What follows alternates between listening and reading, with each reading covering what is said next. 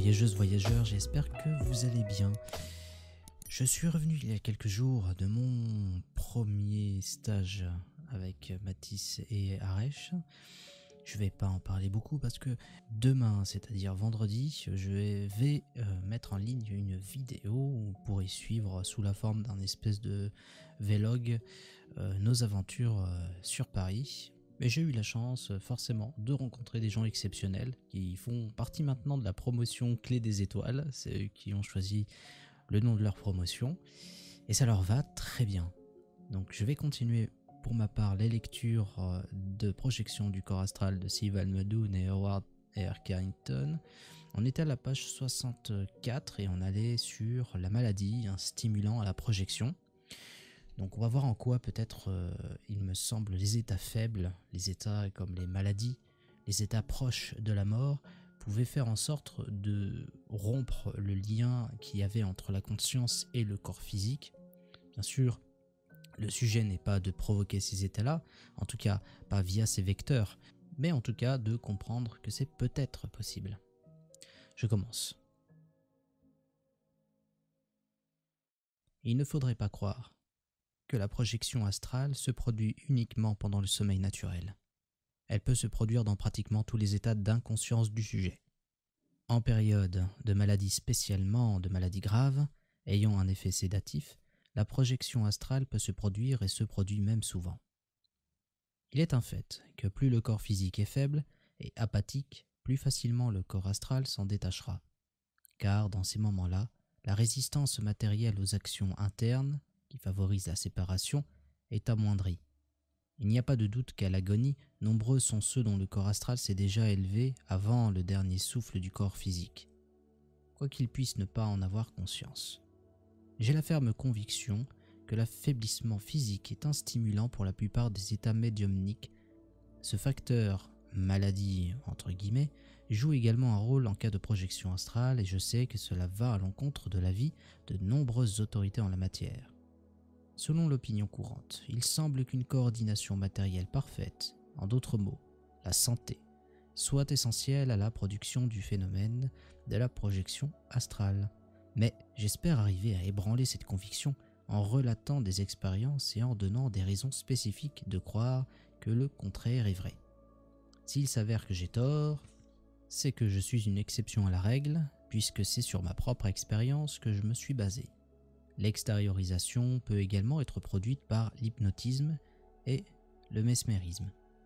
Donc voilà, ça c'est un petit peu une introduction. C'est très intéressant de voir à quel point il est pragmatique. Je me permets un commentaire, dans le sens où il ne va pas chercher à rendre absolue une expérience subjective. Ce serait un peu bête en fait, et c'est souvent ce qu'on fait dans le domaine spirituel.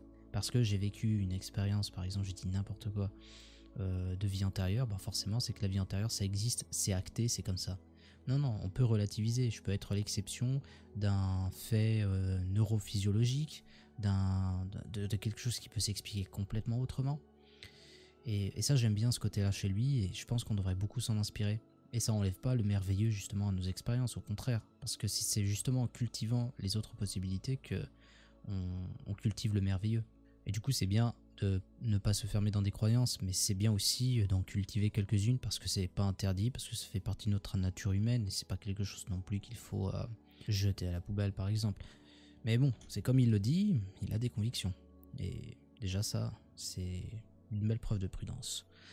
Je continue. Extériorisation astrale instantanée. Un coup violent, en particulier sur la tête ou n'importe quel choc grave provoquant la perte de conscience, est une cause courante de projection astrale.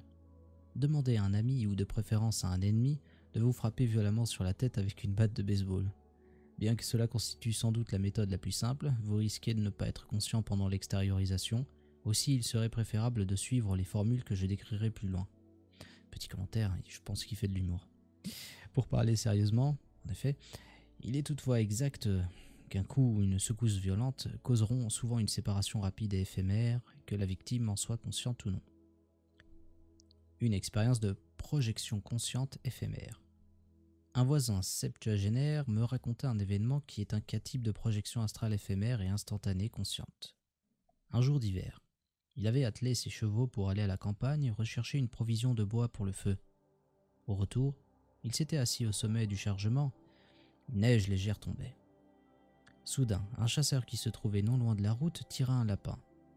Les chevaux ruèrent, renversant le chargement et projetant le conducteur sur le sol, la tête la première.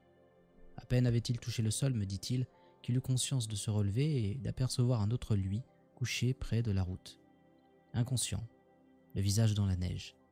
Il voyait la neige tomber, la buée que faisait la respiration des chevaux, ainsi que le chasseur qui se précipitait vers lui. Tout cela était parfaitement exact, mais sa grande stupeur était qu'il y avait deux lui, car il croyait qu'il observait toute la scène à partir d'un autre corps physique. Lorsque le chasseur s'approcha du corps étendu, les choses semblèrent se brouiller. Sa sensation suivante fut de se trouver sur le sol, tandis que le chasseur essayait de le ranimer. Ce qu'il avait perçu de son corps astral était à ce point réel pour lui qu'il ne parvenait pas à croire qu'il n'y avait pas eu de corps physique, et qu'il chercha des traces dans la neige à l'endroit où il savait qu'il était tombé. La projection instantanée n'est pas rare. Une telle manifestation ne montre pas seulement combien l'individu séparé du corps physique reste le même, sauf en ce qui concerne la substance et la composition, mais également que le corps astral est une partie constituante, le moi, même de l'existence terrestre, et qu'il est bien le siège de l'esprit conscient et non pas une création de cet esprit conscient. Nombreux sont ceux qui ont subi de telles expériences mais qui, ignorant de ce qui se passait, les ont rejetés comme originalité particulière et inexplicable de l'être humain physique.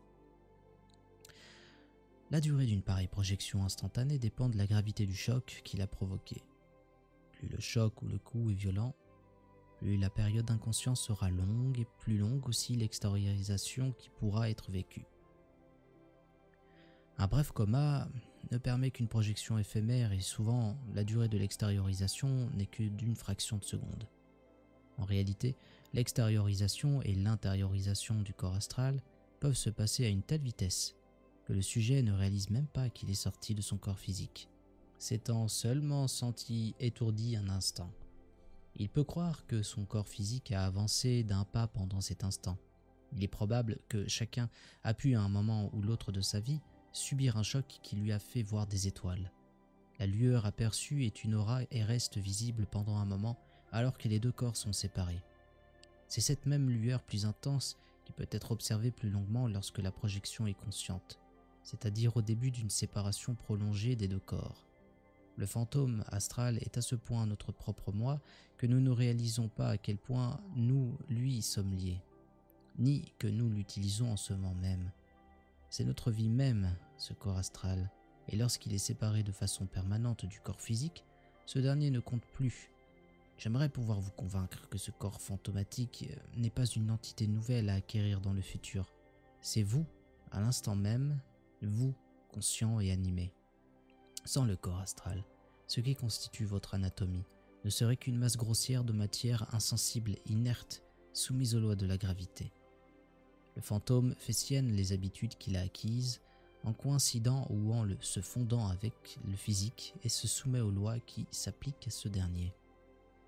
Lorsque quelque chose d'inhabituel ou d'anormal se produit, perturbant l'harmonie du corps physique, un choc, un effet de surprise, une habitude transgressée, un désir intense non satisfait, une maladie. En fait, tout ce qui provoque un manque de coordination matérielle parfaite, il y a toujours choc en retour dans le corps astral. Une collision peut causer une extériorisation astrale. Même une secousse ou un petit choc physique inattendu peut projeter le fantôme. Nombreux sont ceux qui s'émerveillent à l'idée qu'une séparation astrale puisse se produire et pourtant j'oserais dire que pratiquement tout le monde a déjà subi cela d'une façon ou d'une autre, qu'il le sache ou non. Les formes complexes de projection astrale ne sont que des prolongements des formes simples. Voici deux axiomes applicables au type simple de projection astrale. Une force soudaine exercée contre le corps, un choc, alors qu'il se déplace dans une direction donnée, n'arrêtera pas instantanément le corps astral et ce dernier continuera pendant un moment à se déplacer, sortant momentanément de sa coïncidence avec le corps physique. Lorsqu'un corps matériel se déplaçant dans une direction donnée entre de façon inattendue en collision avec le corps inerte, il amènera le corps physique à se déplacer quelque peu hors de sa coïncidence avec l'astral, dans la direction donnée par le corps responsable de sa collision. L'astral réintégrera le physique un moment plus tard. Il importe de se rappeler qu'il ne s'agit que d'une séparation de courte durée et à courte distance, et qu'elle se produit à la vitesse de la lumière, trop rapidement pour que le sujet perde conscience, bien qu'il puisse se demander ce qui lui arrive. On peut ressentir à ce moment comme l'impression de s'élever dans les airs ou bien d'avoir le souffle coupé. De toute façon, la collision doit être inattendue, soudaine et suffisamment forte pour interrompre la vitesse normale du corps en mouvement.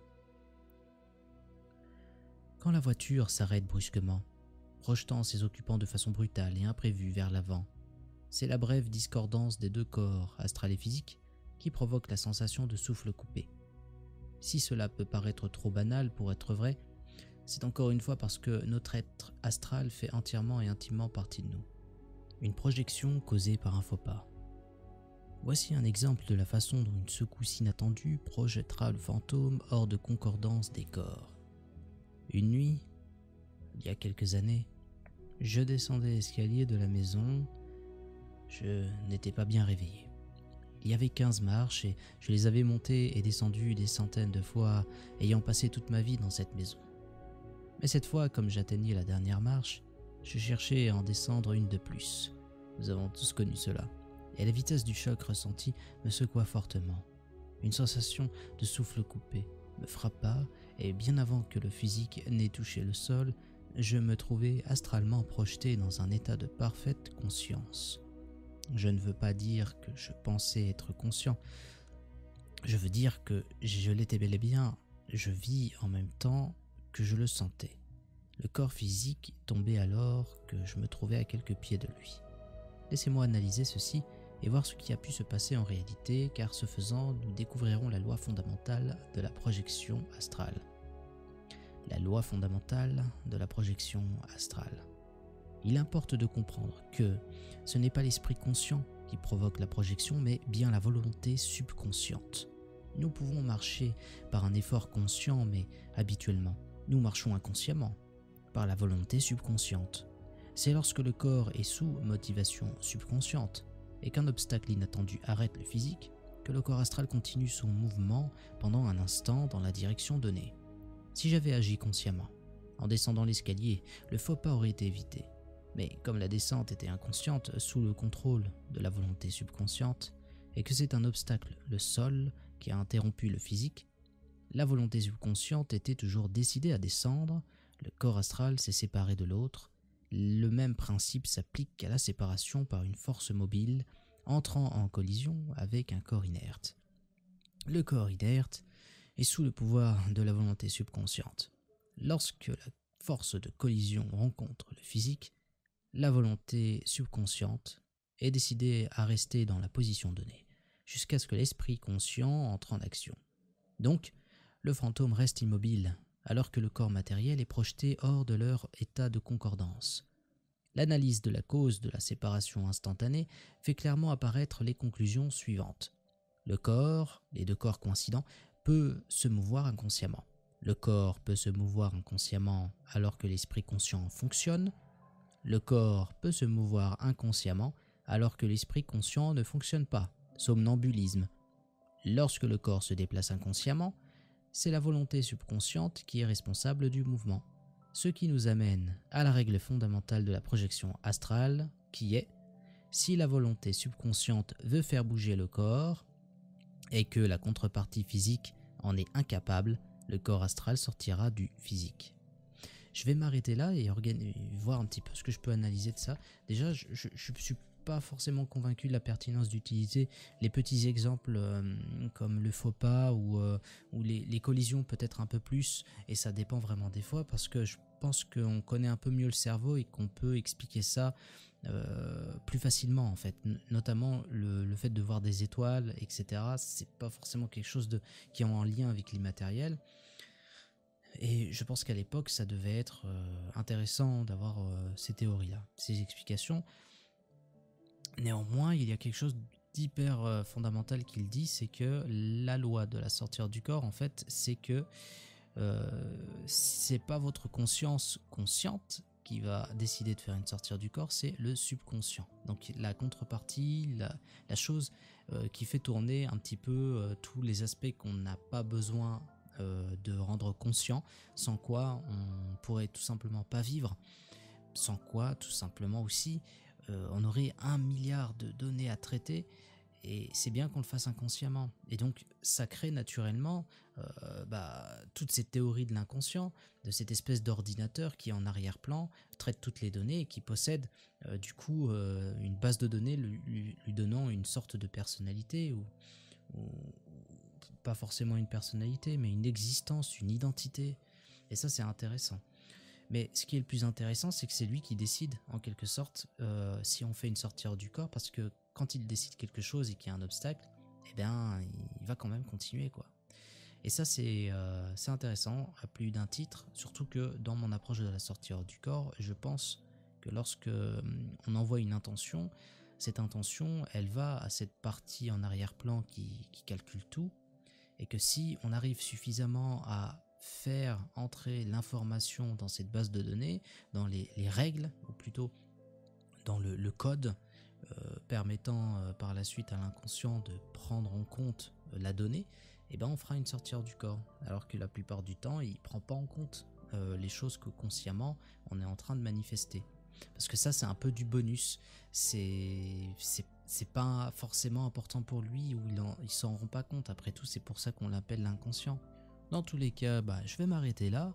C'était déjà pas mal. On peut essayer de méditer sur ces paroles. On peut peut-être essayer aussi de mettre en application ces choses, sauf le fait de se faire sommer par un ami avec une batte de baseball, j'en conviens. Aussi, je vous souhaite une bonne fin de semaine, un bon week-end en approche pour vous. Et pour moi, ça va être la préparation du second stage qui va se dérouler à Bordeaux, qui lui-même est plein. Et par la suite, nous aurons un stage à Lyon en janvier et un stage à Montpellier. Et après, je reviendrai à Paris pour fin janvier. Vous trouvez toutes ces informations en description. C'était le voyageur de la conscience. À bientôt. À bientôt.